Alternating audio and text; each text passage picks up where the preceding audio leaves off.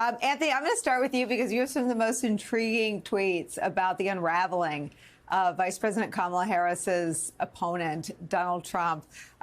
Just tell me what's going on. I should tell our viewers who weren't watching earlier.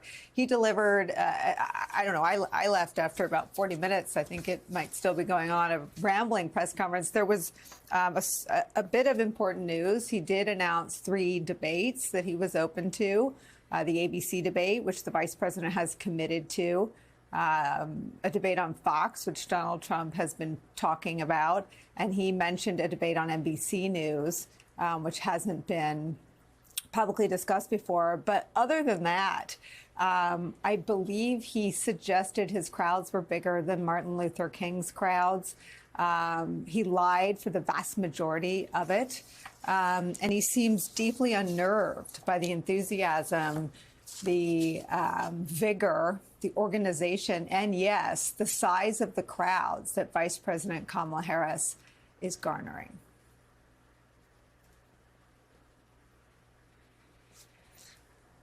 Anthony, can we hear you? Anthony, you're muted. I need you to start over and give us all that. All right, Nicole, one more time. I'm sorry. I had it on mute because I didn't want to hear the lawnmower. No, what I was saying is that if he starts saying his crowds are bigger than Taylor Swift, then we're in, real psychotic territory. But listen, I before I got on, because I knew Jim was going to be on with me, Jim Messina, he saw the same thing I said. Just let him unravel. I mean, he was digging and digging and digging. And I'll just point out 3 quick things because I know him very well. He's very upset. He spent the last couple of days socializing ideas about campaign changes and strategy, which is why he's not moving around the country. He then went to his staff and said, let me show you how it's done. I'm the big alpha male narcissistic dog. Let me get out there and do some crazy Fidel Castro stuff for a couple of hours. And then when he does this with his hands, he's lying. Okay, this is the big tell.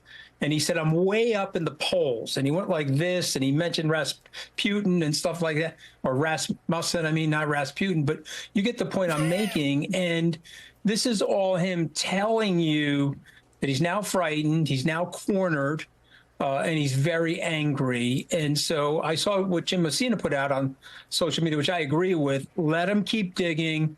The Harris campaign, stay disciplined. You stay on your message. Let him implode.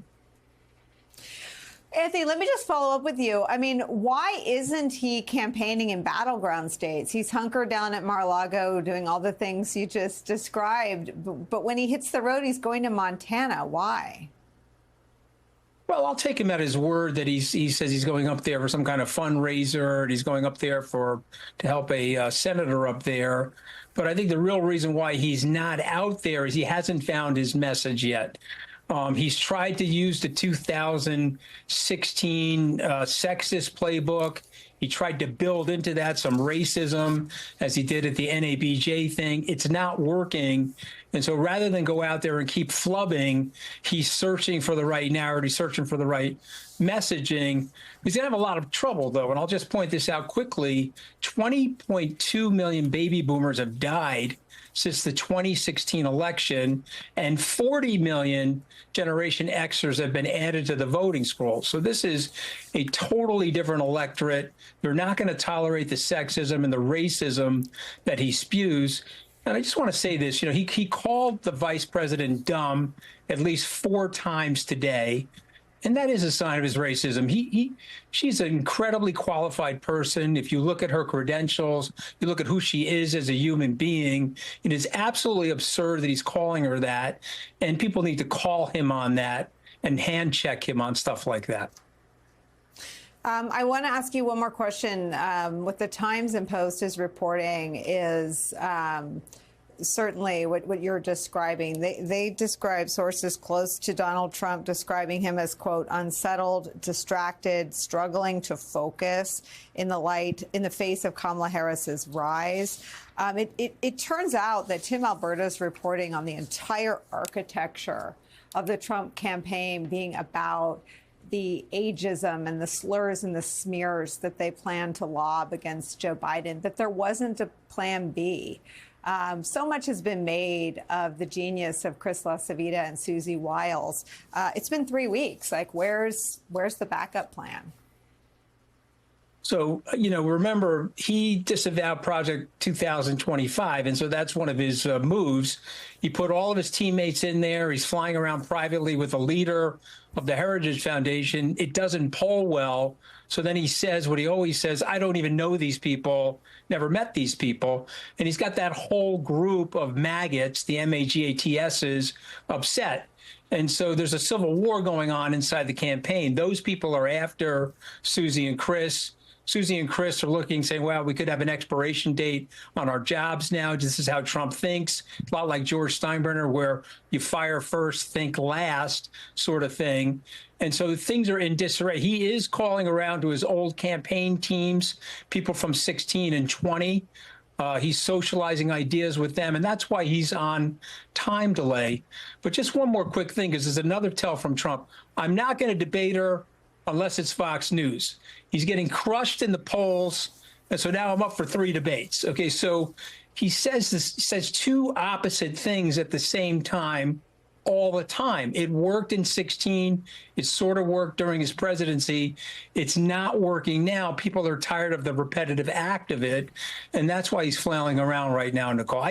I could tell you a lot because I travel with the guy, know the guy intimately. I can tell you exactly what's going on there. Well, I mean, I do like understanding, that this is the lie. Tell me if you see any signs that he's listening to anybody other than his own big brain, which was his answer, I think, when John Heilman asked him where he gets his foreign policy expertise. Well, he's smarter than his generals. He's smarter than everybody. No, he does listen. He derides Jared, but he does listen to Jared. He does listen to Ivanka. He does listen to Susie Wiles.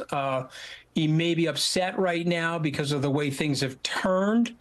So I don't know if he's listening to her currently, but the big brain is the one that motivated him to make this press conference. This sort of, if Fidel Castro got married to Benito Mussolini, it would be Donald Trump and this press conference that he displayed himself with today. And so that's the big brain of Trump, telling his people, look at me, I'm going to show you how this is done. And by the way, he walks, I don't know if he's still talking or not, but when he leaves that stage, people are going to say to him, oh, sir, you did such a great job. And he's going to think he did a great job today. But that stuff is a tired act in 2024. It's not going to work the way it did in 2016.